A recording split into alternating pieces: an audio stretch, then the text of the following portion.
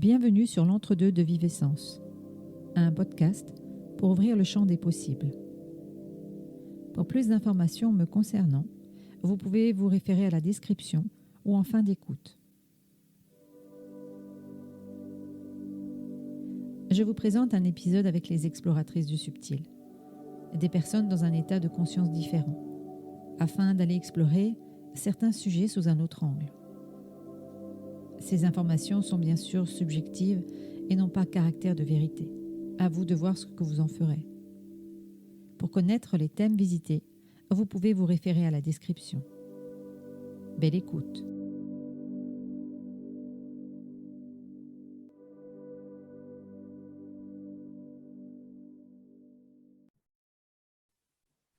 Vous allez vous retrouver toutes les deux et on est dans un univers plus extraterrestre, on va dire. Comme si vous étiez dans une salle où on allait vous donner des informations. Alors le sujet, c'est à l'heure actuelle, de nombreuses arches sont en train de s'activer. Première information, qu'est-ce que vous percevez sur le sujet? Chloé, qu'est-ce que vous percevez? Oui, c'est vrai. C'est vrai, de nombreuses arches sont en train de s'activer ou s'activent. Et après, j'ai aussi cette information pour stabiliser les énergies et les élever. Qu'est-ce que vous ressentez, Sandra? Alors pareil, on me dit que oui, effectivement, mais on me dit que ce sont comme des portes et que certaines vont représenter des portails, justement. Mhm. Pourquoi est-ce qu'elle s'active actuellement? Parce qu'apparemment, une partie de la population serait prête, c'est ce qu'on me dit. Et, ouais. Prête, ouais.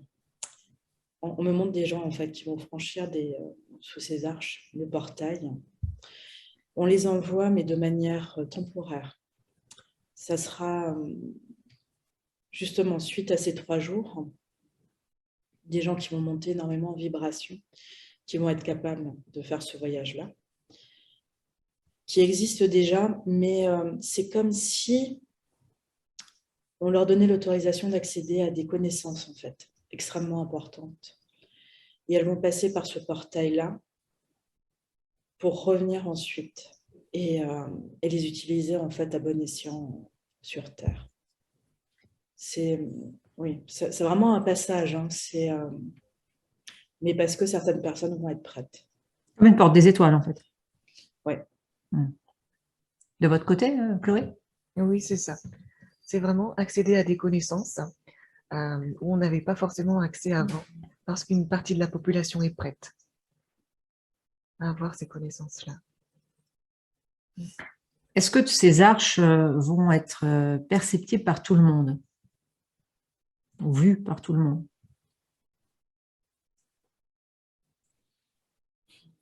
On me dit non. Pas encore, en tout cas. Moi, c'est pareil. J'ai cette même information et j'ai même cette information de, pour l'instant, en fait, il faut qu'elle reste invisible. Totalement, oui. Oh. Si vous utilisez votre vision à distance, est-ce qu'elles sont toutes sécurisées? En fait, justement, c'est le problème des personnes qui sont avec nous dans cette salle. La plupart, oui, mais certaines sont un peu compromises. J'ai la même information. Est-ce que vous savez géographiquement lesquelles sont compromises? On me montre l'Australie.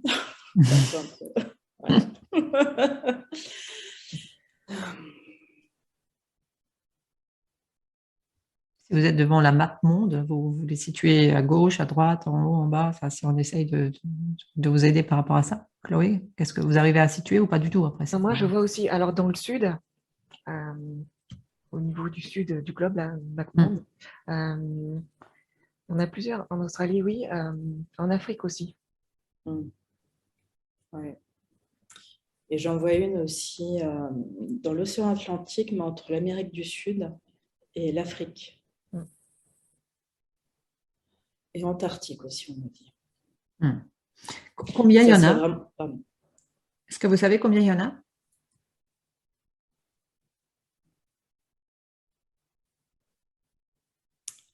On me montre le nombre 16. De votre côté, Chloé? Oui, bah, j'ai pas aussi précis, mais une vingtaine. Et ce sont des arches qui sont toutes identiques ou chacune a une spécificité?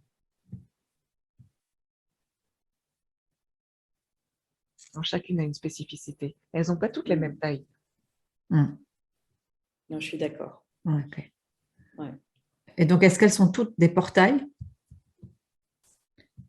Non. Ok. Donc, qu'est-ce qu'il pourrait y avoir d'autre comme spécificité? On me dit protection. Des arches de protection. Protection extrêmement forte. Et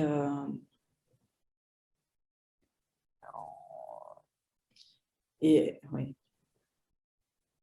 Et on me dit, oui, je vois une lumière extrêmement forte, en fait. Des faisceaux extrêmement lumineux. Et on me dit, oui, répandre la lumière. Je pense qu'il y en a qui... Voilà. Les faisceaux lumineux, justement, de protection. De protection de l'arche ou de protection de l'humanité? De l'humanité. Ok. De votre côté, Chloé? Je confirme, j'ai le même ressenti. Donc, il y aurait des arches qui sont pour la protection et d'autres qui sont des portails pour aller activer des connaissances. Il y a d'autres fonctions aussi?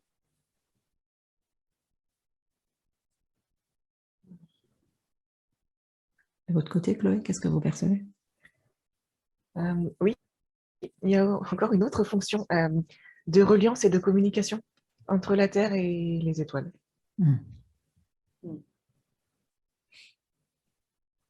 Sandra, vous avez quelque chose à rajouter par rapport à ça?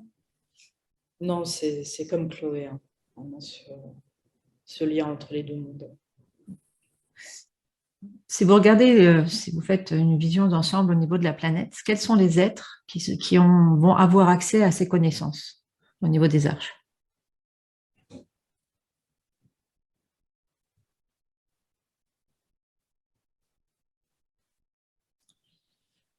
On me montre de manière très forte les aborigènes.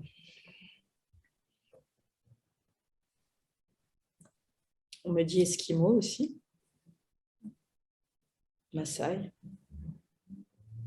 Des peuples anciens, en fait, hein, déjà. Des peuples anciens, oui. Ouais. Mongolie aussi. Très fort, la Mongolie. Lac Titicaca, donc la culture quechua. Inuit, Canada. L'Aveyron, je ne sais pas du tout pourquoi, mais l'Aveyron.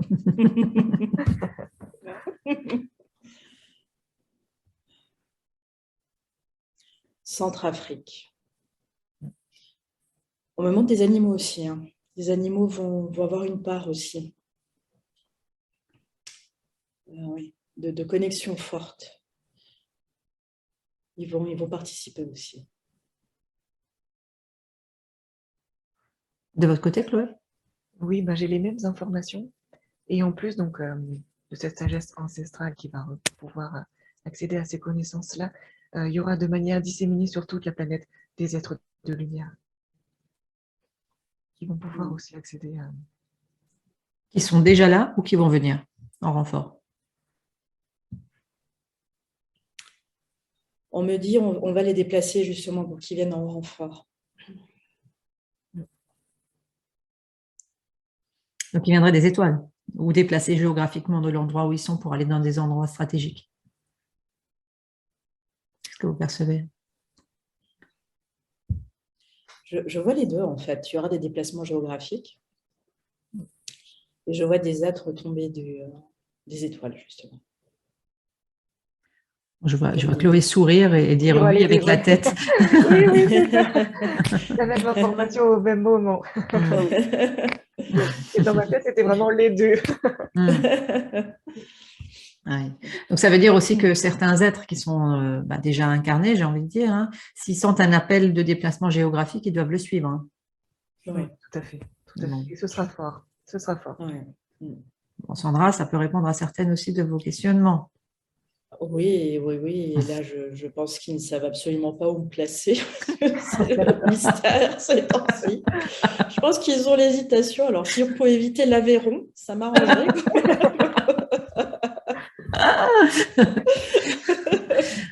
Ok. Mais quel est le rôle justement des êtres alors, est-ce que ces êtres-là, justement, qui vont être déplacés ou même l'aide des êtres des étoiles, ils ont une spécificité dans leur ADN qui permet la connexion à ces arches?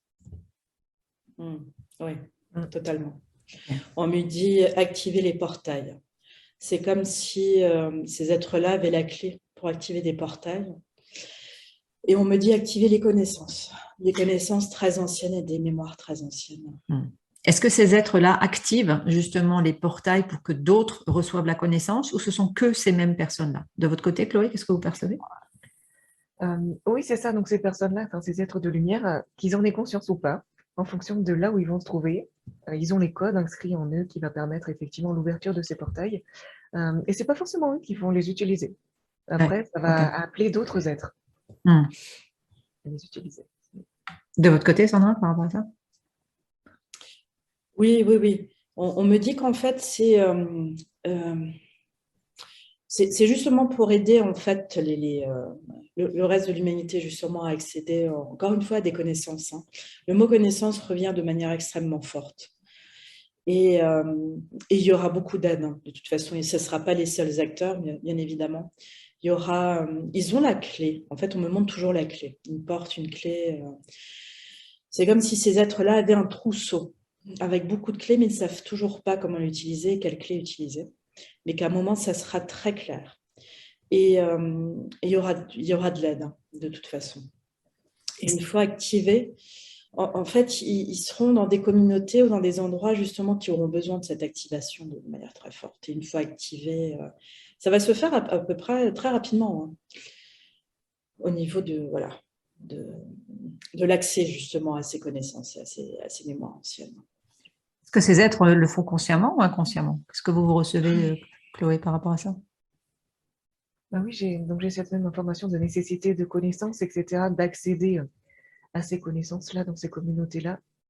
Et ce sera comme une reconnexion, en fait. Et c'est comme si inconsciemment, ils savaient déjà qu'ils allaient se connecter. Et progressivement, petit à petit, ça va devenir conscient dans ces peuples-là. On va s'éloigner de cette sphère. Vous retournez dans la... Merci pour toutes ces informations. Vous retournez au niveau de votre cœur un instant. Qu'est-ce qui fait qu'en ce moment, dans les séances, le temps imparti en conscience modifiée est très court? C'est comme si, en fait, il fallait faire très vite. Qu'est-ce que vous recevez comme information? Chloé, de votre côté? Oui, c'est nécessaire parce que si ça dure plus longtemps, en fait, les attaques deviendraient plus fortes. Okay. De votre côté, Sandra, qu'est-ce que vous recevez? Moi, on me dit c'est parce qu'il y a urgence, en fait. Et que c'est comme si on avait la capacité justement d'avoir ces connaissances beaucoup plus rapidement, monter en vibration, se connecter, etc. C'est beaucoup plus évident, mais que du coup, il faut aller beaucoup plus vite pour avoir le maximum d'informations.